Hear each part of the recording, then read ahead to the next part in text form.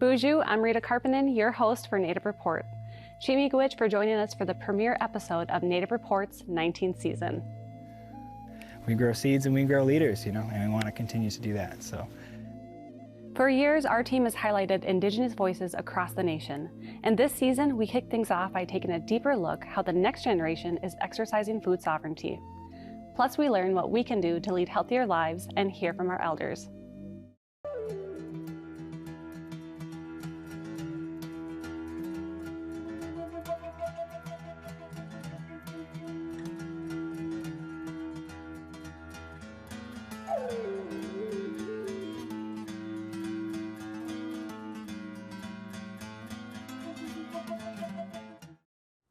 Indigenous food sovereignty has been a heated debate throughout Indian country for decades.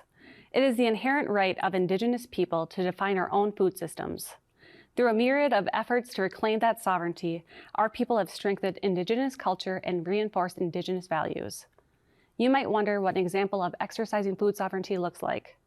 We begin by taking you just off the Wisconsin shore of Lake Superior to Madeline Island, where one chef is sharing his heritage to visitors, one taste at a time.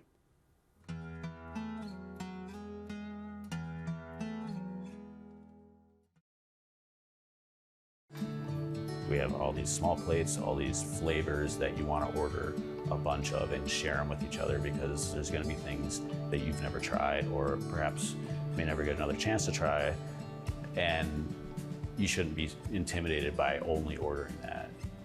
I'm Bryce Stevenson. I'm the chef owner at Meejum on Madeline Island. We are one of the Apostle Islands in Lake Superior, northern Wisconsin. Getting to us it's an adventure, and your first stop is finding Bayfield, Wisconsin, and once you get there, you have to get on a ferry, take the ferry over to us. As soon as you pull up and get off the ferry, you're gonna drive up next to the museum and a beautiful inn. We're a shared plate experience meant to open your taste buds. Meejum, for everyone who asks, and everyone does ask, it means food. Ojibwe just means food, and it's just that simple. We're taking these ingredients, we're taking the Indigenous frame of mind of food from where we live, and we're putting ourselves into it. I started, how most teenagers do, is at McDonald's, just learning a work ethic really is what it was all about. When I got out of high school, I quit McDonald's like immediately. They wanted me to become an assistant manager, and in my mind, that was not something I wanted to do. I went through my path of trying to figure out what I wanted to do. I worked in warehouses, I worked just store retail, as a graphic designer, I was a pressman, I was a carpenter, I was a tree and shrub specialist for a summer for a landscaping company. And every single thing I found, I got bored with easily. I want to do something with food. I didn't know what it was. It could be a ramen place, it could be just anything.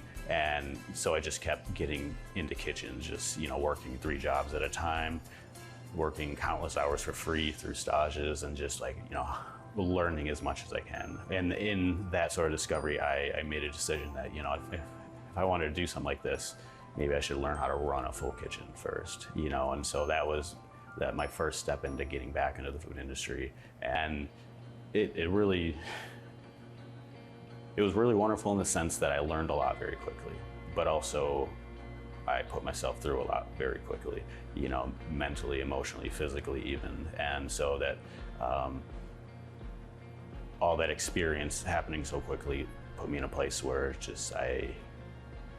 I felt sort of pigeonholed, sort of trapped. I started going through a lot of anxiety, a lot of depression, and it was just a very, it became very dark. The industry looked very dark for me. But then I realized this is my time to kind of refocus and recenter a little bit. I can slowly get up and start putting things back together. And as I'm going through all these discovery, I've been playing with Indigenous food. I've been researching it. I've been on the side, influencing my menus with forage goods and wild game, and but there was never anything that I could just express myself and my background with 100%. And so I knew I had to, I didn't just want to, but I had to, for myself, open my own place and be able to steer the wheel completely. I mean, As soon as I realized that that's the point of doing this, is because I won't break, because it's mine, it's my vision, it's my, my passion, it's literally me that I'm trying to put out there. But every day I'm learning from my team, like unbelievable things that, you're never gonna get these things until you take the time to work closely with your staff and ask them, like, what do you know?